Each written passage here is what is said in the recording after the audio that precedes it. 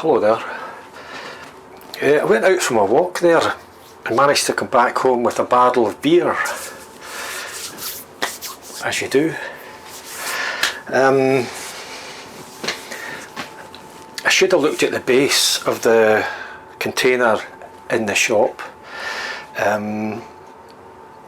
for the best before date, because I got it home here and the best before date, which is on the base of the container, is the second,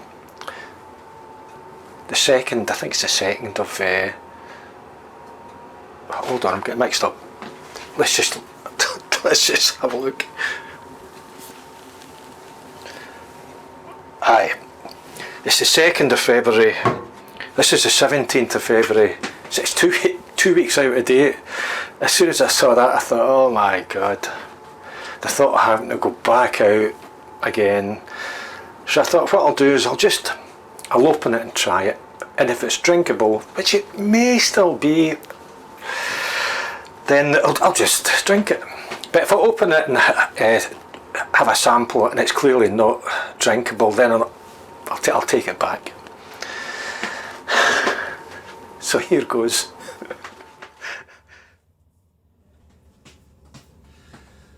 Okay, so let's just see how we go here.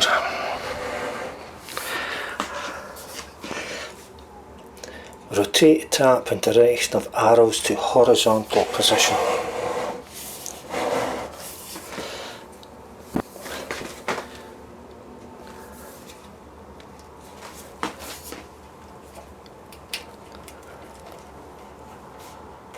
There's that.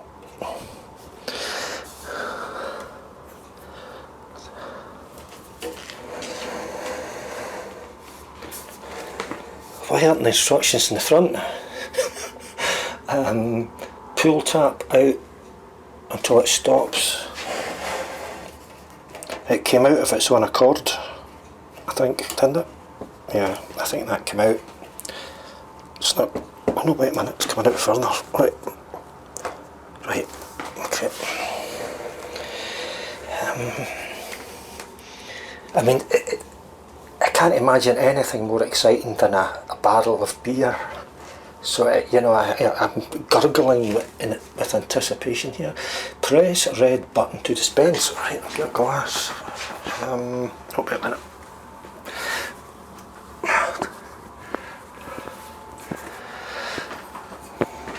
I've got a selection of glasses. This is Glasgow Real Ale Festival, the Brigade, 26th to the 28th of June 2014. Sponsored by the Kelburn Brewing Company. Just make sure I've got everything all right here. I'm anticipating a disaster here, but let's just check. Press red button to dispense. Slowly open air release when beer flow slows down. Right, all I need to do is press a button. It can't be that difficult. I'll bring this out here. Where's it coming out of? Where is the beer coming out of? Oh, right, okay. Press red button. Brace yourself.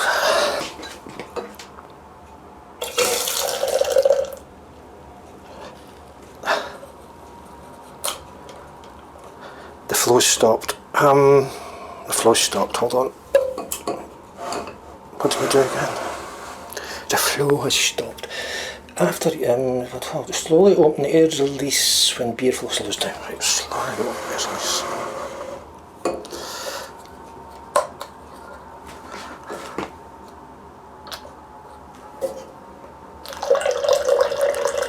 Well, we have beer. We have beer, and it's flowing. I'm not getting any bad smells. Oh, it's got a lovely head on it. Oh, that looks good. Okay. Oh, it smells alright. I mean, oh god, it's very hazy. I mean, it does say to leave it to settle for 24 hours, and I should have done that. That's the impatience part of me again. But it's been sitting in the shop for donkeys 2 weeks longer than I should have done. And I was very careful carrying it home so as not to kind of upset the yeast, but obviously I have upset it. But you know, there's nothing wrong with a wee bit of yeast. It smells fine, it smells lovely actually. And that's the sort of head I like in a beer. It's died out a little from when I poured it there, but it's just a nice kind of bit of kind of froth to it. I don't like that thick artificial head that you get when they use a tight sparkler. You feel as if you're trying to drink your beer through a layer of high density foam. Moment of truth.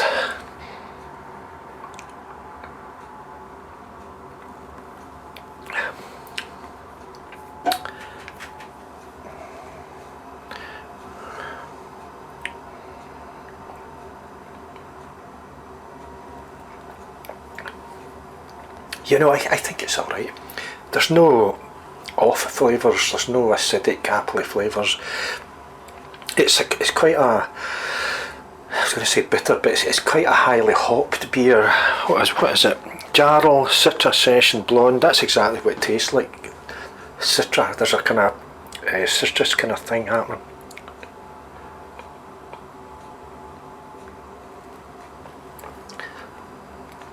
That'll do for me, no need to take that back. So we'll get thrown into that. Yeah, but I do.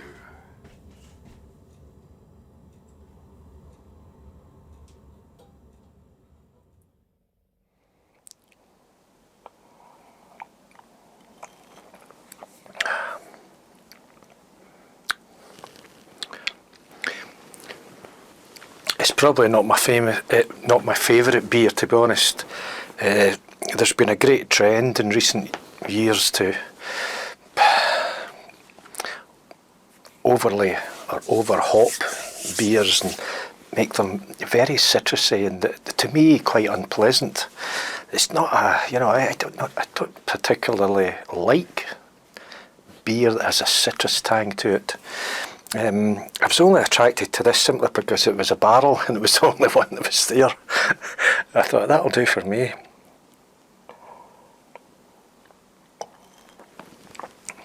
I mean, if I was served this in the pub, I'd probably take it back and say it's too hazy. I mean, a hazy beer on its own is not necessarily a sign that there's anything too wrong, and it shouldn't be hazy, but it's not necessarily a sign that it's off. A beer can be hazy if it's perhaps not been allowed to settle before being served. That is the case with this. I didn't let it settle for 24 hours.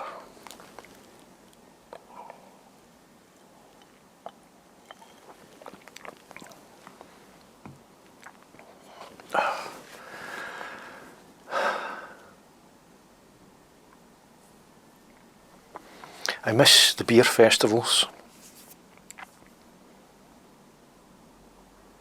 Every year I used to go down to Olympia in London for the beer festival, usually at the beginning of August, I think it was.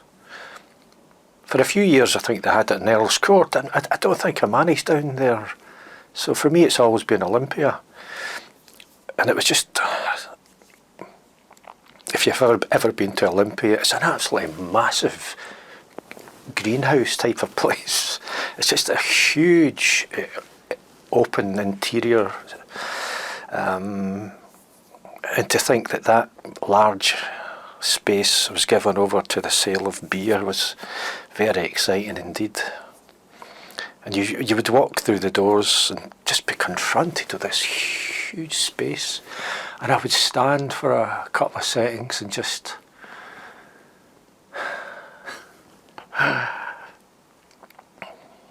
relish the moment, you know.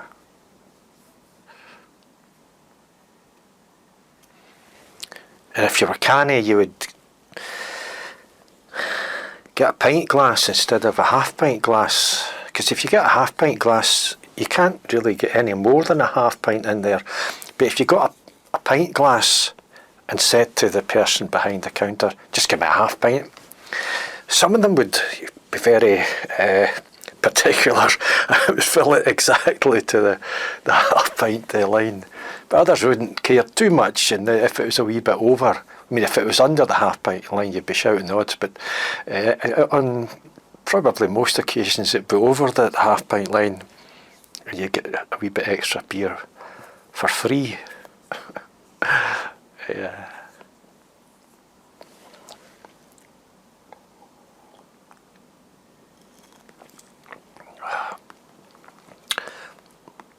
I remember one year I was down, I can't remember which year it was, but there was a storm, a very severe storm in the area, sort of thunder and lightning and stuff. I remember walking through one of the parks nearby, which is the way I kind of always went to the beer festival. In many ways, the whole experience was all about ritual, you know. You'd be doing the same things each year, going the same way, and building up to a great experience. But as I walked through this park, I could see and hear the thunder and lightning in the distance, and you just took one look at those clouds and you knew that was pretty serious, you know. And there were still people sitting on benches in the park. And I remember as I passed one guy, I kind of said to him, I pointed out to the clouds and the horizon, you know, because it's not, you wouldn't want to be in a park when that arrives, and it was coming this way, you know. But excuse me, later on in Olympia, the storm sort of hit, and it was a very strange experience. All the fire exit doors suddenly blew out. Like there was a sudden change of pressure or something, I don't know, but all the fire exit doors flew out, and they were desperately trying to close them. And if you looked out of the open fire exit door, it wasn't just raining, it was a strange kind of misty thing happening. It was surreal, it really was. Must have been in the heart of the kind of the storm, you know. The air was strange, very strange. And I think lightning may actually have hit Olympia. Not that I would remember that particular moment, but I know that water started coming in from various places, and there was puddles and cones going up to stop you walking through puddles and things. And yeah, but we all continued drinking our beer. That was the most important thing.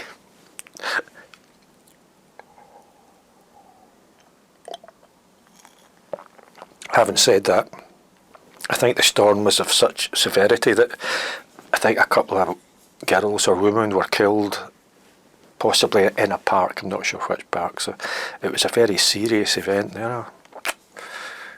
Weather.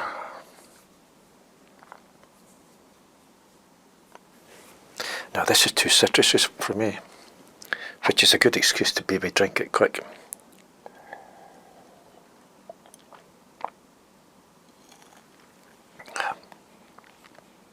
When it's too citrusy, you can very quickly get sick of it, you know. And you think, what's it doing to my tongue? And the top of my mouth.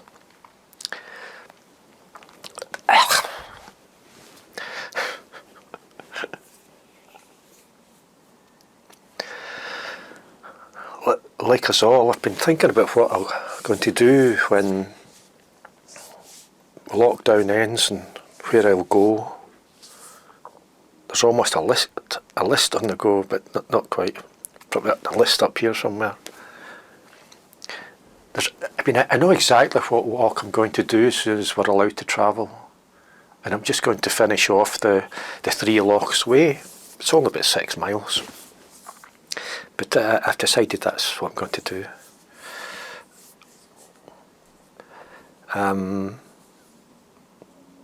We've got a whole load of different places to go and videos to make. And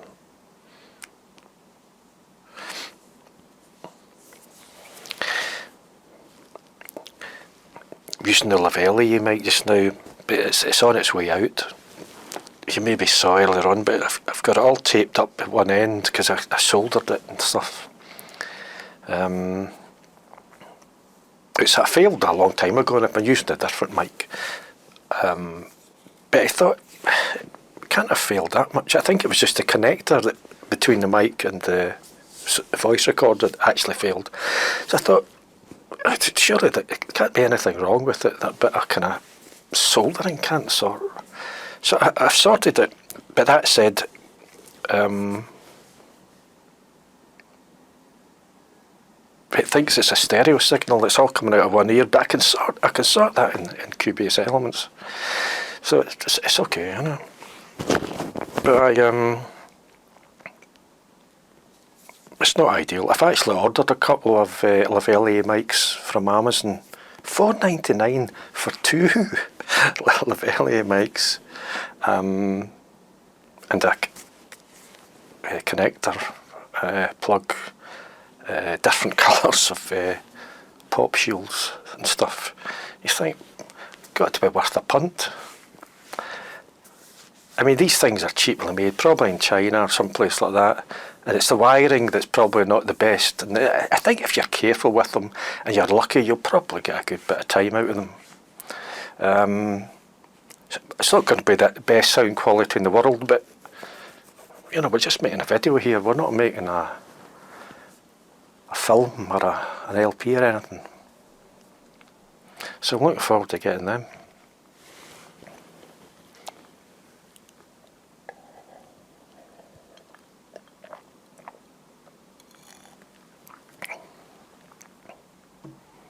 I feel as if I'm talking to the camera, which I am.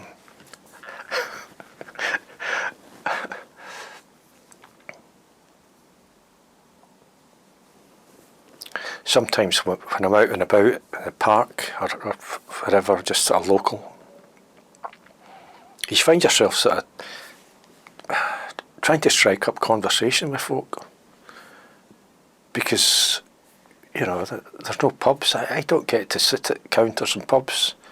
No one has done that for a long time now. You kind of miss that social interaction and the bit of chat, you know.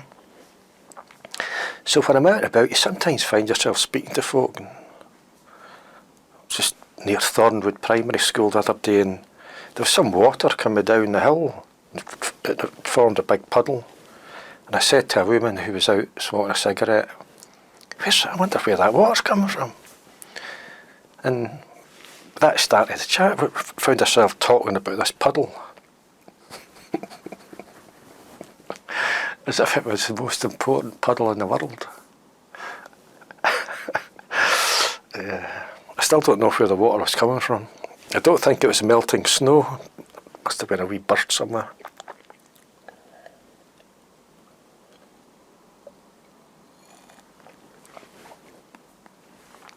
I have been thinking about the mountain Beinn Ime in the Arrochar Alps. It's the highest mountain in that area, and one I've been up probably 2 or 3 times in the past. There's nothing difficult about it really. I suspect I would manage it, but I would kind of suffer probably the next day. And it's a mountain as well as offering tremendous views. On 2 occasions when I've been in the area, one actually when I was going up Beinn Ime, and another when I was just going through Glen Crow, which is nearby. And both of these incidents or experiences involve sheep. When I was going up Beinn Ime, I don't know how you pronounce Beinn. It's not spelled as Ben. It's spelled B-E-I-N-N. Is that Beinn? Or Beinn? I don't know how you pronounce it. Anyway, I was going up that mountain, and there was a sheep on its back, on its own. Its legs were doing all sorts of stuff, trying to right itself. I don't know how long it had lain there for, but it clearly couldn't get up. And later, when I thought about the incident, I thought that was a stupid sheep, because it was trying to get up against the slope, when surely it would have been easier if it tried to get up sort of towards the downward part of the slope. But then, as I thought about that further, I thought that what it's doing was probably right, because if it tried to get up the other way, i.e. on the downward part of the slope, it could maybe start rolling and never stop itself. But anyway, I saw it I just quietly approached it, muttered reassuring words, and just lifted it onto its, but I didn't lift it, I just gave it a helping hand onto its feet. It had a pee, stood for a while and wandered off.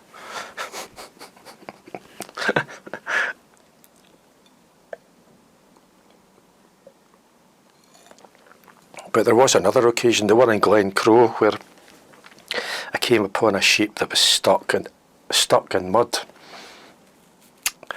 Very sad, actually, you know. It was on its own. Its front, it was right down at ground level. Its front legs were completely in some mud. And it was nearly dead. It was just almost dead, you know. I didn't know what to do. I tried to lift it out, but a sheep's actually quite a heavy thing. Obviously it had been wandering about, suddenly found it sunk into this mud and couldn't get itself out again. Probably struggled for a while and thought, I'm knackered here. That's me done, I can't get out. So I couldn't lift it out. I tried giving it a little bit of water, but it was barely acknowledging the fact that I was there. As I say, it almost had it. And there was only one occupied house in the glen. So I went back to that house, but thinking maybe it was their land, it was their sheep, but it wasn't.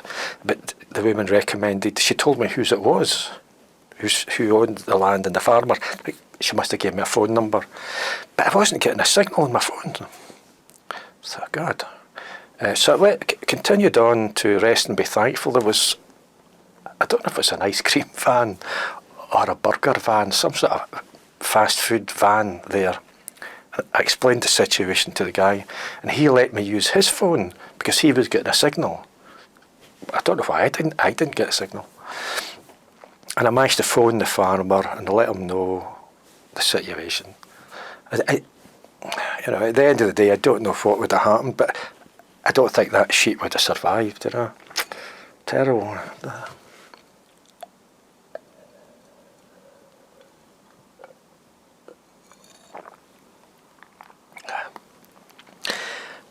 Realistically, I can't see me drinking the whole keg. It's too citrusy.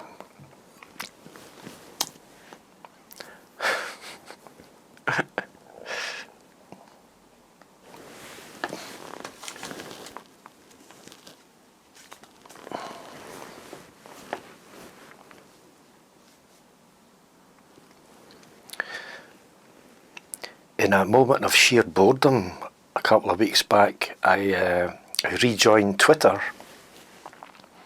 I was on Twitter for probably a good while. I don't know, over a year or whatever it was. Quite a long time. You build up all your followers. The mistake I made when I was on Twitter was I would drink too many beers.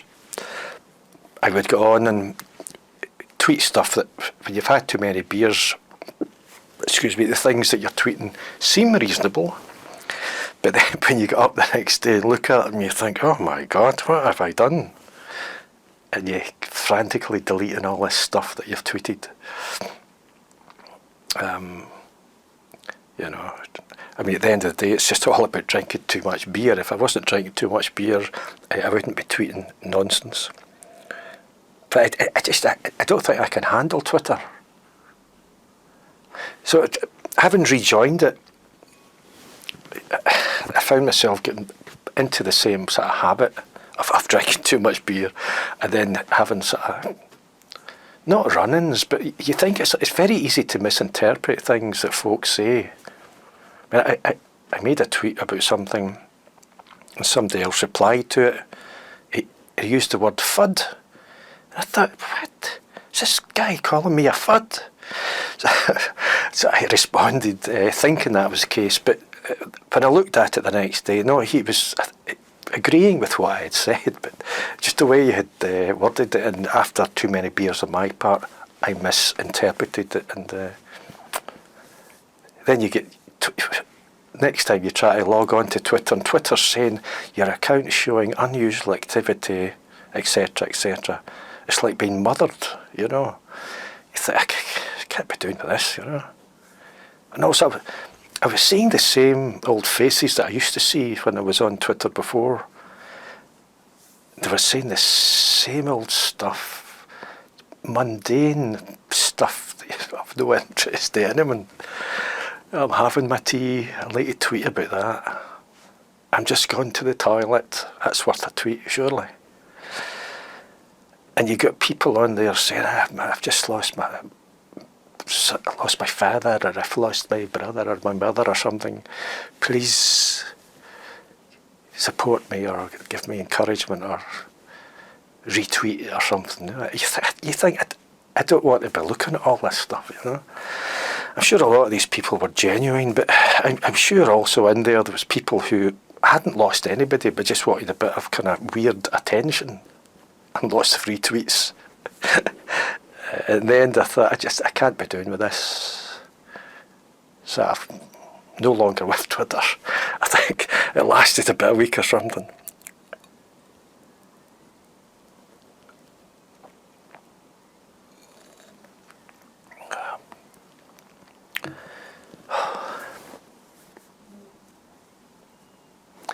Anyway guys, soon time for another beer. Take care. We'll see you hopefully out in the wilds of Scotland at some point. Cheers.